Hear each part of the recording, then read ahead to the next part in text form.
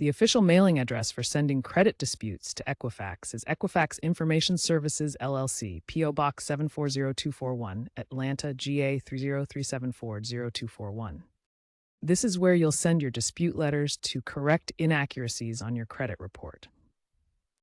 It's important to use this specific address, as verified on Equifax's official website, equifax.com, to avoid scams and ensure your dispute is processed correctly.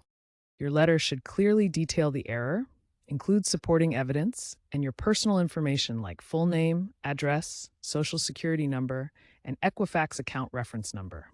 While mailing disputes remains a valid option under the Fair Credit Reporting Act, Equifax's online dispute portal, launched in 2023, offers significant advantages in speed and convenience. Current trends show a clear shift toward digital resolution, with Equifax reporting that 70% of disputes are now initiated online.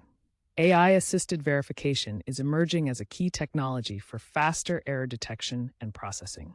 Experts recommend using the online portal for convenience when possible, but mailing remains reliable for complex cases or those without internet access.